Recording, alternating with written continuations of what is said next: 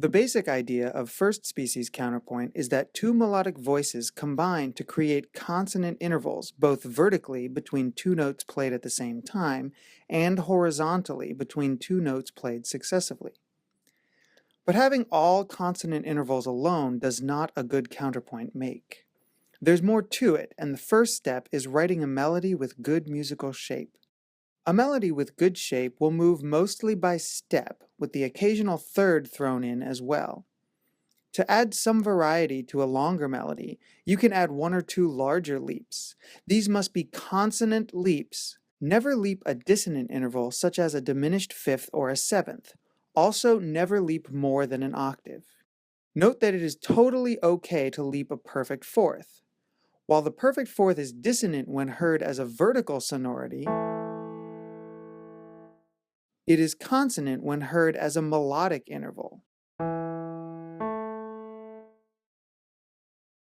After a leap larger than a third, your melody should come back in the opposite direction, preferably by step, but certainly by no more than a third.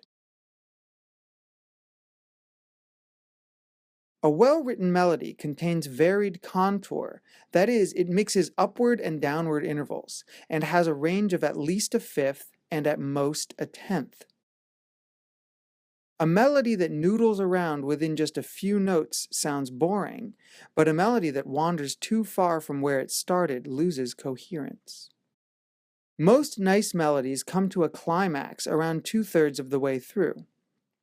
A melodic climax occurs when you reach a note that is higher than all other notes in the melody. A particularly nice technique is to approach the climax with a large leap and subsequently come back down.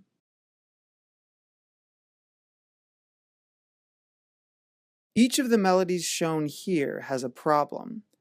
Write down what the problem is and bring your answers to class.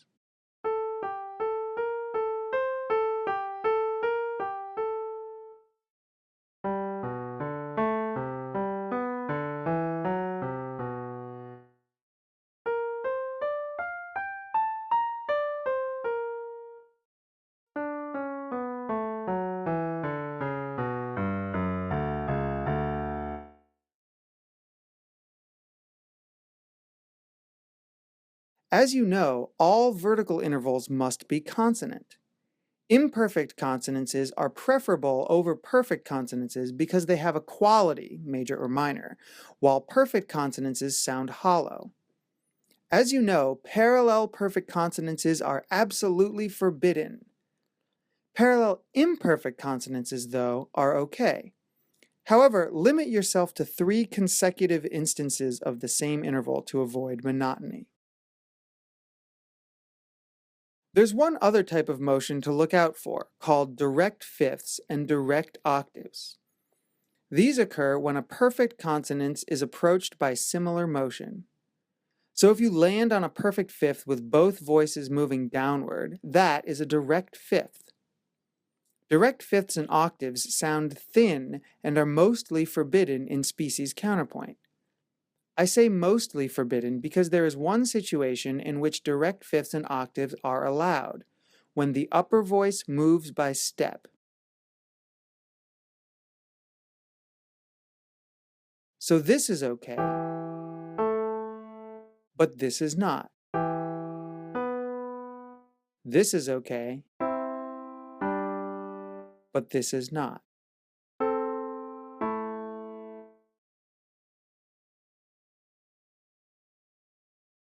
Each of the counterpoint fragments shown here has a problem. It could be too many consecutive uses of the same interval, parallel perfect consonances, or direct fifths or direct octaves. Copy each of these little fragments down, label the intervals between the notes, and note the problem. Bring your answers to class.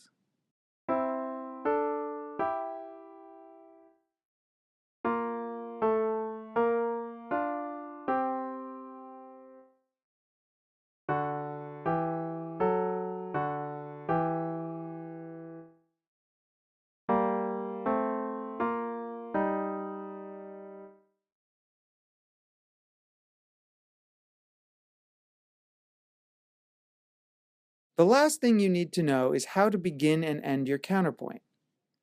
The lower voice will always begin on the tonic, but the upper voice can begin on scale degree 1, 3, or 5.